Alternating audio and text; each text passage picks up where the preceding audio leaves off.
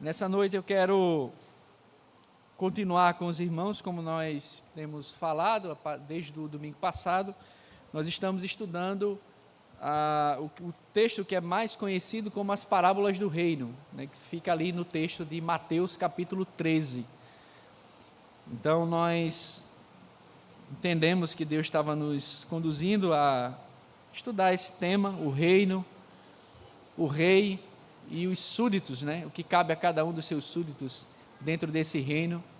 E não existe melhor texto do que esse, Mateus capítulo 13, é uma série de parábolas que o Senhor Jesus conta com esta finalidade, de apresentar o reino de Deus, apresentar quem é o rei e o que os súditos do reino devem seguir e viver para fazerem parte desse reino. Então convido você a deixar o Evangelho de Mateus aberto no capítulo 13. Nós vamos ler as passagens do verso 24 ao 30 e depois nós vamos ler do 36 ao 43. Mateus capítulo 13. Se você não trouxe uma Bíblia, não se preocupe, a gente vai estar projetando aqui na versão que eu estou lendo, que é a versão que a nossa igreja tem adotado, a Nova Almeida atualizada. As parábolas, como nós já tratamos, elas são um estilo literário usado na antiguidade com a finalidade de apresentar ou contar uma verdade a partir de uma história. Então, toda parábola, ela em si, ela tem o seu próprio significado, de modo que você não pode atribuir, pelo menos eu falo isso dentro dos limites da boa interpretação bíblica, né? Você não pode atribuir significados à parábola. Por quê? Porque a parábola já é uma história que nela mesma tem o significado. Então você não pode atribuir outras coisas que o próprio texto da parábola não tendenciona a dizer. Jesus, ele falou por parábolas mais de 40 vezes, ele usou mais de 40 parábolas em todos os 4 evangelhos, sempre com a finalidade de, em primeiro lugar, revelar a verdade do reino aos seus discípulos e esconder a verdade daqueles que não se submetiam à sua palavra. Isso é muito interessante, né? Aqueles que se submetiam a Jesus como seus discípulos, ele revelava o significado das parábolas, mas aqueles que eram rebeldes contra ele, ele fazia questão de ocultar o significado. Essa parábola que nós vamos estudar hoje também tem essas duas peculiaridades. Essa parábola, né, que nós vamos estudar hoje, ela vai nos fazer... Ela é um contraponto da parábola anterior, né? Ela parece um pouco com a parábola do semeador, né, que nós vimos domingo passado, mas ela tem alguns diferenciais, porque o foco que o Senhor Jesus vai dar nessa parábola de hoje, né, a parábola do joio, ela tem um foco distinto e importante, porque ela vai nos apresentar aí quais são as características, né, daqueles que fazem parte não só mais do reino de Deus, mas também do reino do maligno, né?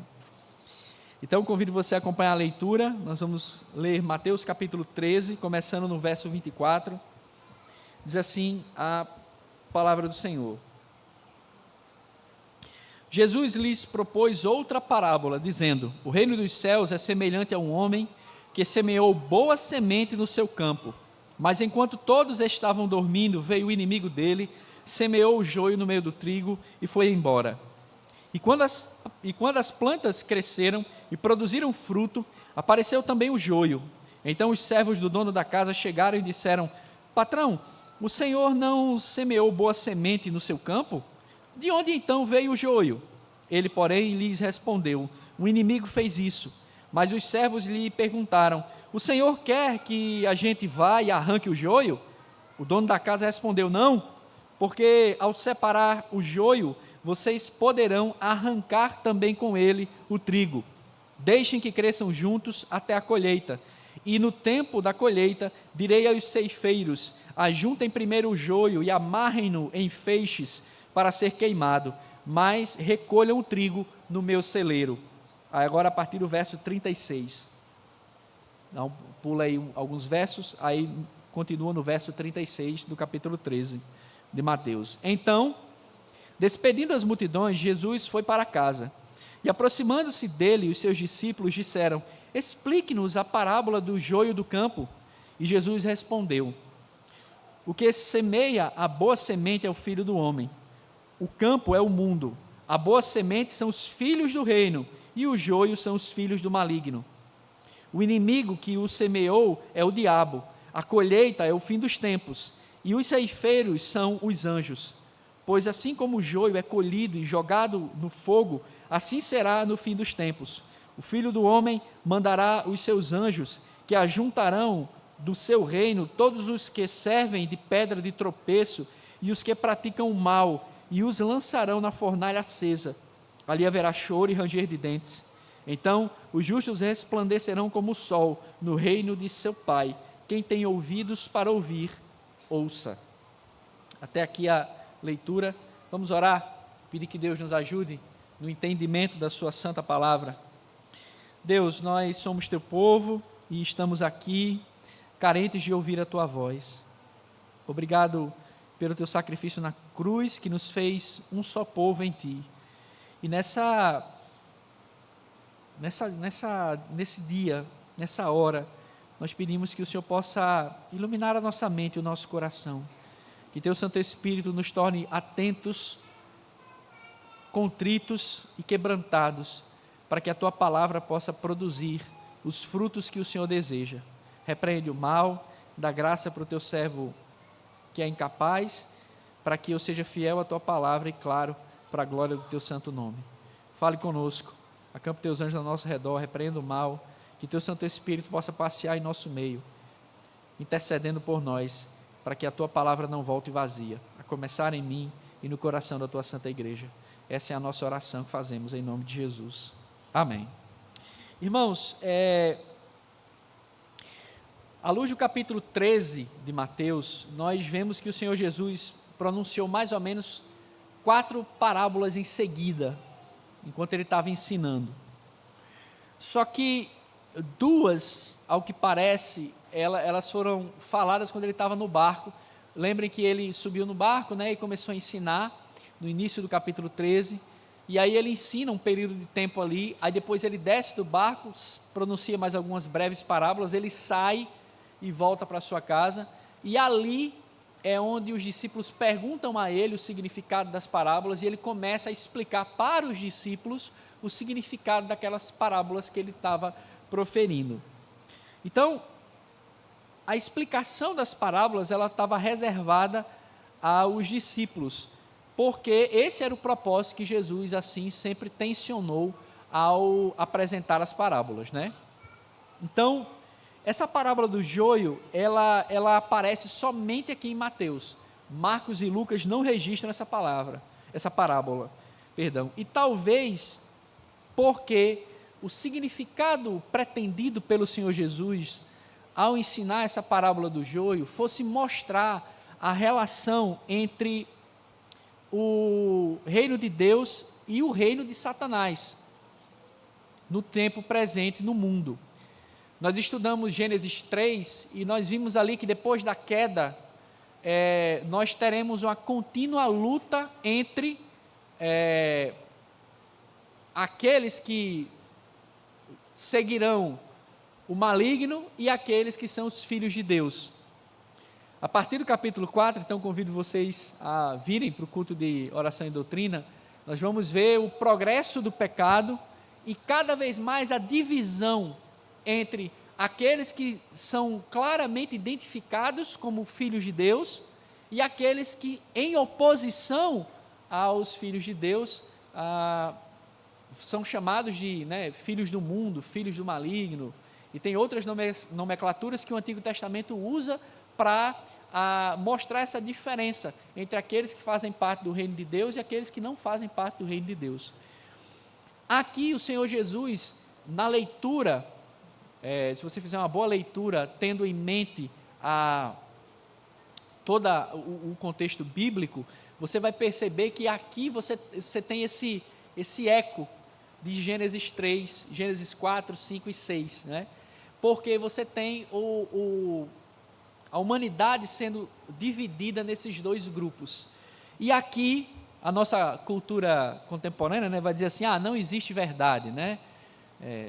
A verdade depende de quem vê, né? A cultura é assim, ninguém não é tão mal, nem ninguém é tão bom assim, né? Existe sempre o meio termo. Isso literalmente vem do Satanás, né? Porque a verdade sempre é verdade, mesmo que ninguém venha acreditar nela. A verdade não deixa de existir porque você não acredita nela. A verdade nunca será mudada, ela é um fato no tempo e na realidade. Para você não acreditar na verdade, você tem que acreditar no oposto dela, é até um princípio lógico, né? Você tem que acreditar na mentira, né? Para poder você negar a verdade. E a verdade patente aqui no capítulo 13 de Mateus, apresentado nessa parábola do Senhor Jesus, é que existem dois reinos, o reino dos céus e o reino do maligno. E essa parábola, ela pretende instruir os discípulos do Senhor Jesus e nós aqui, nessa noite, sobre a realidade desses dois reinos e bem como as características daqueles que fazem parte desses dois reinos. O desafio, portanto, é entender quais lições o Senhor Jesus pretendeu dar a seus discípulos quando ele apresentou essa parábola do joio. E a primeira lição que nós identificamos é que existem duas sementes. Essa é a primeira lição que salta aos nossos olhos quando a gente lê essa parábola que acabamos de ler aqui. É que existem duas sementes, versos 24, 25 e 38. Isso nos mostra que sempre existirá essa relação de antagonismo e de luta. Sempre haverá essa relação de antagonismo e de luta entre o reino dos céus e o reino do maligno. Nessa parábola, portanto, essa relação de antagonismo, ela é expressa pela existência de apenas essas duas sementes, né? Porque na parábola anterior você tinha o quê? Uma semente. Nessa agora, não, nós temos duas sementes. E essas duas sementes, elas representam dois tipos de pessoas, né? A boa semente, como é descrita aqui, versos 24 e 38, são aqueles claramente que fazem parte do reino de Deus. Jesus aqui, ao ensinar, ele não faz meio termo, não.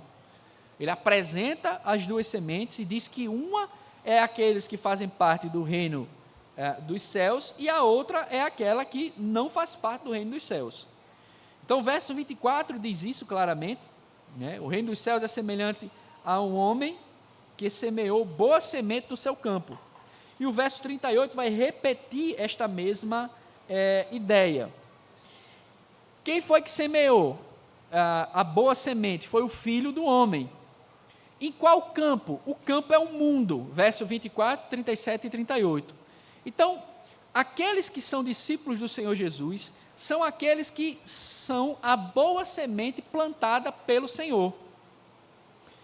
E o intuito do Senhor de plantar esta semente, ou seja, os seus filhos no mundo, é fazer com que eles brilhem a luz de Deus nesse mundo que se encontra em trevas.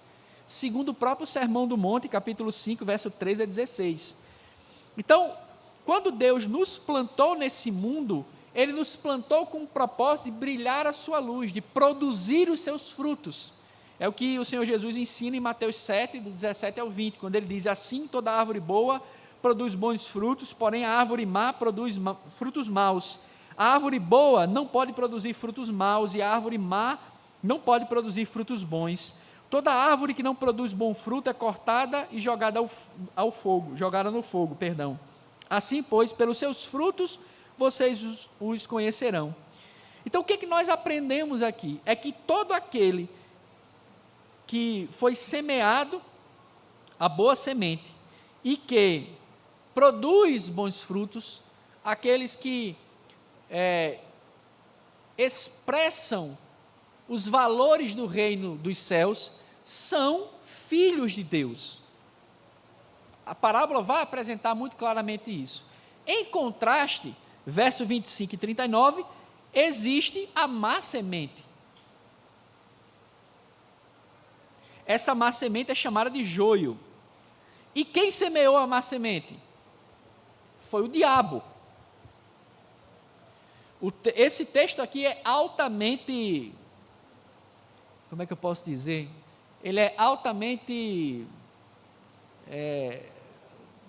anticultural, ele é altamente não bem visto na sociedade contemporânea, onde a gente trata sempre as coisas com meio termo, com parcialidade. Não posso falar tantas verdades assim que pode machucar alguém. Então parece que Jesus não estava muito preocupado nisso quando estava ensinando para os seus discípulos, não, né? Porque ele faz claramente uma divisão no mundo em duas partes. Se você produz os frutos de conformidade com o reino, é porque a boa semente foi plantada e ela produziu esse fruto. Você é filho do reino. Se você, por outro lado, não produz, é porque você é joio. E por que você é joio? Porque você não produziu os frutos, você é filho do maligno. Jesus não tem meias palavras para apresentar o mundo tal qual. Ele, como Deus, como Criador, como semeador, sabe o que está falando. Ele conhece o meu e o seu coração. E ele vai descrever o joio com muita semelhança ao trigo. Eu pesquisei, estudei, e eu confesso que, assim, tendo zero de plantações e tudo mais, eu não sei o que eu leio, né? Para os meus irmãos que são mais velhos que eu, e eu tenho um irmão aqui meu que está aqui, que já participou dessa, conhece muito mais terra e plantas do que eu, né? Eu sou um zero. Então, assim, mais um ponto aqui eu lendo, é que o joio e o trigo, eles são exatamente iguais. Exatamente iguais. Tanto na forma da semente, quanto no crescimento da planta. São iguais. Com duas únicas diferenças. O joio, ele não produz fruto. E o joio, ele não serve para alimento. Inclusive, eu não confirmei, né? Era bom se eu tivesse a opinião de um botânico, mas eu pesquisei e tentei ler, até onde eu li. O joio, inclusive, ele pode ser venenoso quando consumido por qualquer animal em quantidades muito grandes. Então, quais são as duas diferenças entre o trigo, a boa semente plantada pelo Senhor, que são os filhos do reino, é que estes produzem frutos. Frutos que trazem glória ao nome de Deus, frutos que revelam os valores do reino. E o joio, que é plantado pelo diabo, pelo maligno, ele cresce igual, ele é parecido com a mesma semente, só que ele não produz fruto e ele não serve para alimentar, ele é um veneno. Então, nesse sentido, nós entendemos, meus irmãos, que os filhos do diabo, eles estão no mesmo campo que nós estamos, no mundo. Mas a diferença, ela é revelada pelos frutos na colheita dos últimos dias, versos 24, 25 e 38, que nós lemos. Então, é possível que o joio, ele nos confunda por algum tempo. É possível que ele permaneça algum tempo conosco, porque ele parece muito, mas, segundo a palavra, que é a nossa lâmpada para que nós possamos avaliar os frutos, esse joio, ele não produzirá frutos. Essa é a primeira lição que nós tiramos aqui nessa parábola. É uma lição muito dura, mas Jesus a apresenta como uma realidade necessária para que nós possamos não avaliar os outros, mas nos avaliar.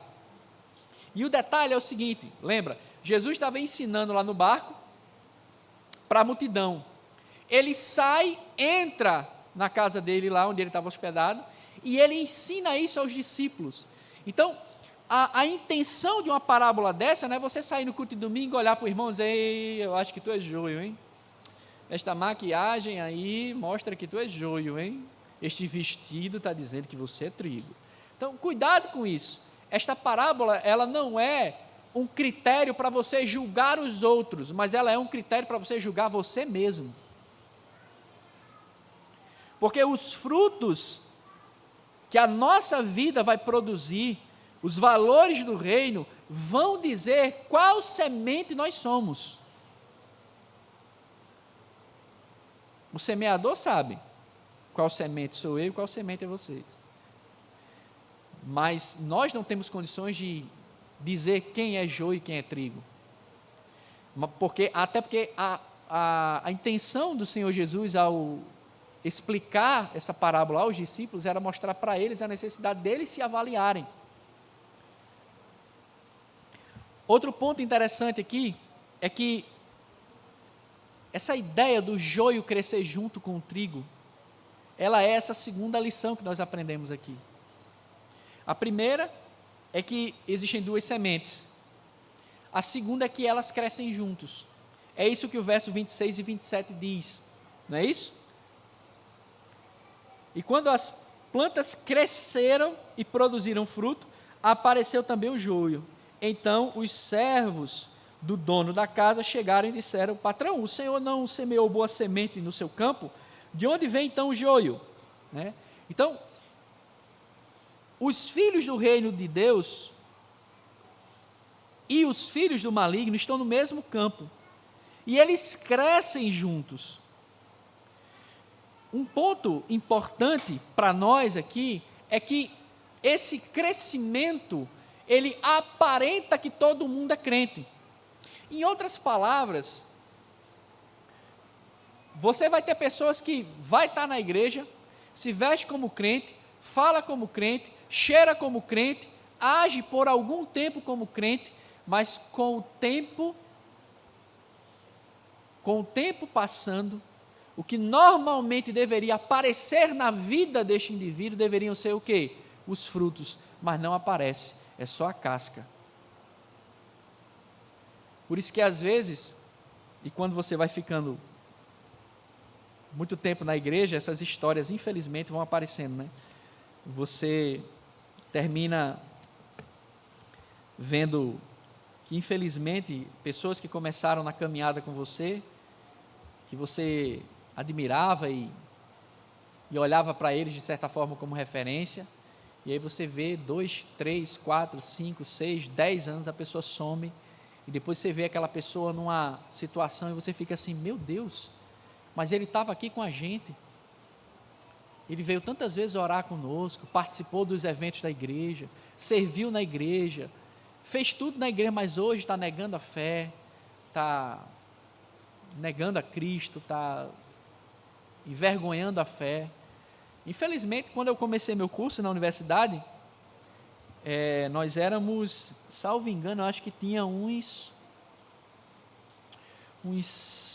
6 a 8 colegas que começaram comigo no curso, e terminou não, quem terminou mesmo assim ainda, como quem terminou o curso completo, né, como crente, foi eu e um outro colega meu, também não se desviou, né, nós dois permanecemos, graças a Deus, debaixo da graça do Senhor, mas ele não terminou o curso, ele saiu, mudou de curso, mas continua crente. Então, essas coisas devem fazer o quê? Para você olhar, rapaz, então eu sou a super semente, né? Eu sou a semente maravilhosa. Não. Isso serve para você quando você vê alguém que caiu, você olha para você e diga assim: Deus, misericórdia de mim, que poderia ser eu. É o que o texto bíblico diz, né? Em Gálatas: se você está em pé, cuidado para que não caia. A necessidade de vigilância por isso a parábola. Veja seus frutos. Não adianta só crescer junto, é preciso produzir frutos. O Senhor, Ele está ensinando que essas sementes, elas crescem juntos no campo, mas a boa semente plantada pelo Senhor, a grande marca dela é que ela produz fruto, enquanto que o joio, ele cresce de forma igual, porém os frutos não vêm. A diferença, ela aparece na produção dos frutos. A semente cresce, aquela semente que cresce e produz frutos são os filhos do reino. A semente que caiu em boa terra, lá aqui no verso 23, do mesmo capítulo 13, né, que nós vimos, mas o que foi semeado em boa terra é o que ouve a palavra e a compreende. Este frutifica e produz a 100, a 60 e a 30 por 1. A grande marca, meus irmãos, dessa boa semente não é o crescimento, mas é a produção de frutos que trazem glória ao nome de Deus. Então, essa parábola, ao invés de nós utilizarmos ela como um critério para julgar a vida dos outros, ela deve ser um critério para a gente olhar para o espelho e dizer assim: rapaz, quais frutos eu tenho produzido? Porque essa pergunta, ela também pode ser modificada. Será que com aquilo que eu tenho demonstrado na minha vida, será que eu faço parte do reino de Deus? Ou eu ainda pertenço ao reino do maligno? Paulo, em Efésios, capítulo 5, verso 15 e 17, diz assim: portanto, tenham cuidado com a maneira como vocês vivem, e vivam não como tolos, mas como sábios, aproveitando bem o tempo, porque os dias são maus. Por esta razão, não sejam insensatos, mas procurem compreender qual é a vontade do Senhor. O trigo cresce na busca de conhecer a vontade do Senhor. O joio, ele pode crescer na tentativa de aparecer, na tentativa de demonstrar o que ele não é, na tentativa de... Aí eu lembro do Sermão do Monte, Jesus falando dos fariseus, né? Que iam para as esquinas das praças e levantavam as mãos e gritavam: ó Deus, obrigado porque eu sou eleito do Senhor, obrigado porque eu sou do teu povo, obrigado porque eu sou uma pessoa tão boa. E aí aqueles de fato que faziam parte do reino não têm essa atitude, porque essa atitude de mostrar aos outros o que você não é, sem frutos, ela está mais identificada com os filhos do maligno. Então, de certa forma, quando nós vemos algumas pessoas que estão no nosso meio e que terminam se desviando e se afastando da fé, o primeiro sentimento em nosso coração deve ser de temor por nós mesmos, mas o segundo sentimento deve ser: Deus, que o Senhor tenha misericórdia dele, se ele não te conheceu, que ele conheça um dia o Senhor, porque se ele for filho do reino, que um dia ele se arrependa e volte. Mas nunca o sentimento em nosso coração deve ser o sentimento de superioridade porque você está aqui. Cuidado com o orgulho. O orgulho é um veneno silencioso que nasce no meu e no seu coração, da gente se achar melhor que os outros porque a gente está vindo para a igreja. Olha o cachaceiro tomando cana lá no bar, era da igreja, agora está tomando cachaça, e eu permaneço aqui fiel ao Senhor. Aleluia. Isso é uma atitude de extremo orgulho, que você está, a sua exaltação exala o orgulho que está no seu coração, de dizer que o fato de você estar na igreja é porque você é melhor que os outros. E se nós estamos em pé, é porque somos sustentados pelo Senhor da Seara. Se estamos aqui é porque Ele nos plantou e Ele tem nos feito permanecer. Por isso que Paulo vai dizer: cuidado para que você não caia, vigiem, tomem cuidado. Essa parábola, ela deve nos suscitar a essa reflexão. Então, não cabe a nós tratar essa separação entre o joio e o trigo como quiseram fazer os servos da parábola, verso 27 a 29. Os camaradas olharam para o Senhor, né, que plantou na parábola, e eles disseram assim: Senhor, já que tem semente ruim, já que tem joio, e o Senhor não plantou, vamos meter a foice e tirar tudo? A resposta do Senhor, que conhece a semente: não cabe a você arrancar, porque vai que você no seu julgamento arranca quem de fato é trigo. Você sabe julgar o coração de alguém? Você tem esse poder de julgar o coração de alguém? Você não tem esse poder. Às vezes nós nos enganamos com o nosso próprio coração. Sejamos sinceros, né? A gente ora a Deus, tem uma manhã maravilhosa, né? Faz o devocional 5 horas da manhã, lê aí a Bíblia, ora, toma aquele banho cheio do Espírito, toma aquele café delicioso, aí vai no poder do Espírito trabalhar ou para a escola, aí você se acha maravilhoso. Poxa, eu sou super santo, pingando no Espírito, acaba se até voando. Aí basta um joiozinho, dá só uma provocadinha, derruba um papel, derruba lanche no teu caderno. Aquele colega de grupo que tu marcou para ele estudar, para fazer o trabalho, para apresentar, ele vai e não estuda.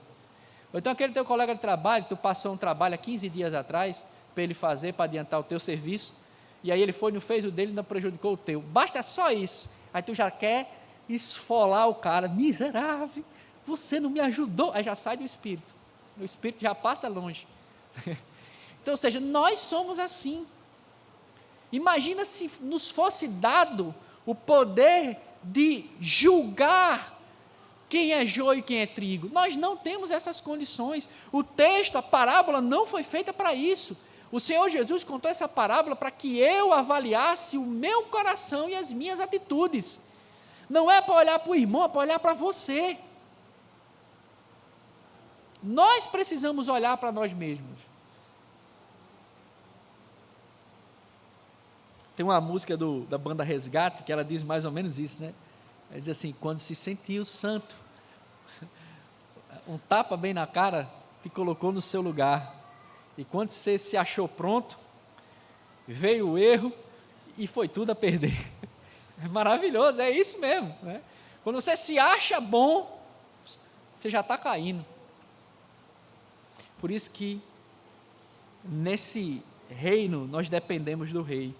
Mas a terceira lição e última que nós aprendemos aqui é que, primeiro, né, existem duas sementes. Segundo, elas crescem juntos. Em terceiro lugar, verso 30 a depois 40 a 43, elas serão recolhidas. A nossa esperança, enquanto igreja do Senhor, reside no fato de um dia os céus se abrirem, o Senhor vir com os seus santos anjos em glória, Deus glorioso. Quando os anjos tocarem as trombetas, aqueles que morreram em Cristo ressuscitarão primeiro. Depois os seus serão chamados, e como lá em Tessalonicenses diz, serão transformados em um abrir e piscar de olhos, reunidos com o Senhor nos ares. Desculpa aí os irmãos amilenistas, desculpe, sou um pré-milenista histórico, então estou falando o que eu acredito. Então, nós seremos reunidos com o Senhor,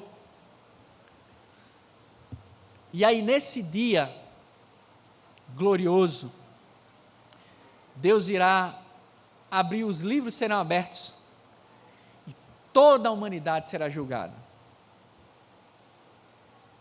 E aí não tem juiz corrupto, não tem político corrupto, não tem título de doutor, de pós-doutor, não tem títulos, não vai ter ninguém para dizer assim: você sabe de quem eu sou filho?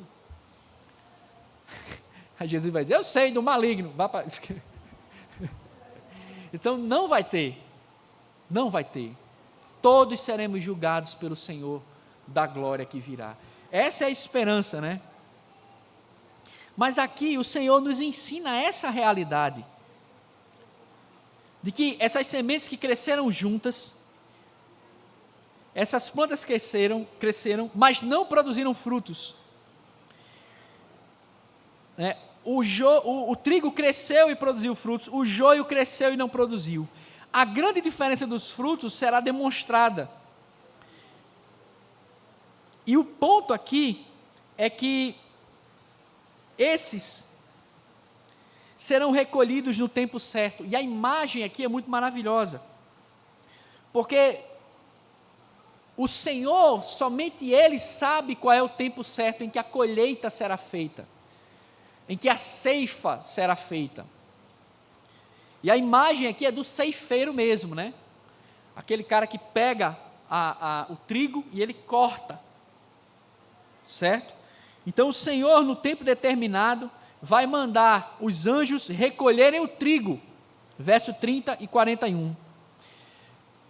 Nesse tempo da colheita, verso 39 a 43, trata-se, portanto, do fim dos tempos, da consumação dos séculos. Só que tem um detalhe: as duas plantas, elas serão recolhidas. O joio será recolhido primeiro, segundo o verso 30, verso 40 e 42.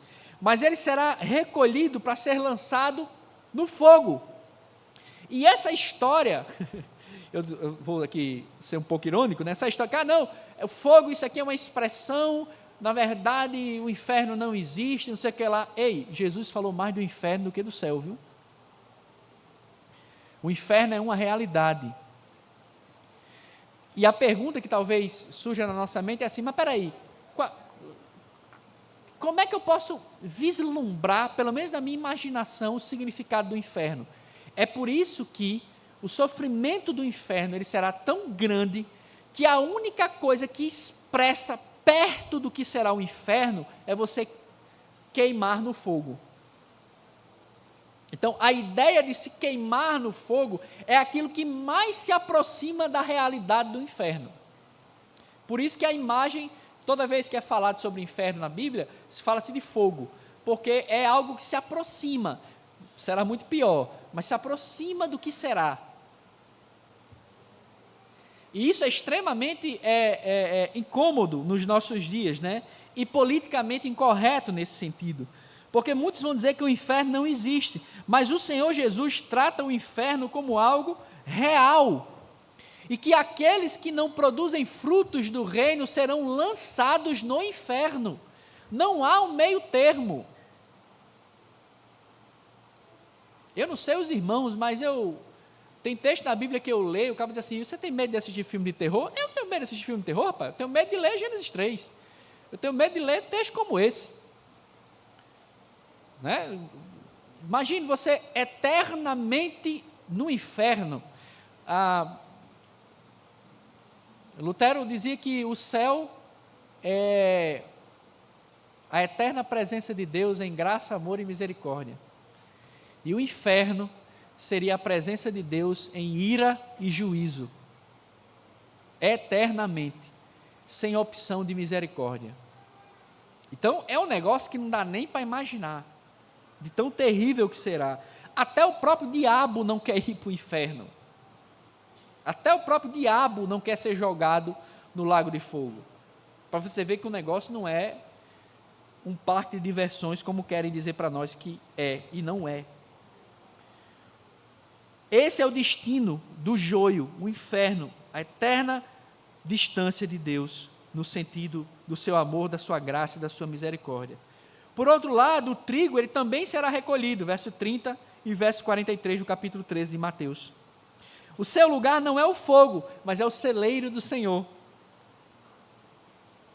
É o sol, lá de Daniel 12, 3, onde os justos resplandecerão com o Senhor. É o que o verso aqui está dizendo, o verso 43, não é isso? Então, os justos resplandecerão como o sol. Isso aqui é um eco de Daniel 12, 3. No reino de seu Pai. Quem tem ouvidos para ouvir, ouça. Então, o Senhor, ele mostra o contraste e nos estimula, de fato, a querer produzir frutos que confirmem que a nossa vida, que as nossas ações, elas estão de conformidade com os valores do reino de Deus. E ele termina essa parábola duríssima com a seguinte exortação, no verso 43, quem tem ouvidos para ouvir, ouça. Isso aqui é uma expressão hebraica que quer dizer o seguinte, escute que isso vai acontecer, é uma advertência. Ela tem um significado tipo assim, ó, Deus, estou dizendo que vai acontecer. Então, essa é uma exortação que leva não ao julgamento dos outros, mas à avaliação nossa. Qual reino nós pertencemos? Avalie a sua vida seriamente. Quais frutos do reino aparecem na sua vida? Quais frutos do reino a sua vida ela tem demonstrado? Essa é a avaliação que nós temos que fazer. Não olhe para o irmão, olhe para você mesmo. Deus não me deu e não lhe deu a autorização ou a capacidade de julgar o coração dos outros, mas Ele nos chama à autoavaliação, à luz da sua palavra. os nossos frutos demonstrarão qual semente tem crescido no nosso coração e de qual reino nós pertencemos. Nossa função, nossa tarefa é vigiar, porque essa consumação dos séculos, ela é uma advertência certa, mas nós não sabemos quando o Senhor voltará para mandar os ceifeiros. Cabe a nós, no tempo que se chama hoje, confessar os nossos pecados, depositar nossa fé em Cristo Jesus e pedir que Ele produza em nosso coração os frutos que lhe agradam. Então hoje é noite de arrependimento. Se você está aqui, não conhece o Senhor, você quer se arrepender dos seus pecados, quer dizer, eu quero fazer parte do reino, eu quero que a semente do Evangelho brote no meu coração. Então no final do culto você pode me procurar e dizer: pastor, eu entendi a mensagem, eu quero me arrepender dos meus pecados e quero caminhar junto com essa igreja. E se você está aqui e tem vivido uma vida infrutífera no reino, se você tem tratado seus pecados como se fosse algo normal e legal, cuidado. Esses frutos demonstram que você não faz parte do reino dos céus. Os frutos do reino sempre revelam quem nós somos. Arrependimento, sim, faz parte dos frutos do reino. Perdão, pedir perdão, se arrepender, mudar de vida, confessar pecados. Isso sim faz parte do reino. Ser orgulhoso e resistir ao chamado urgente de Deus é outro fruto, não do reino.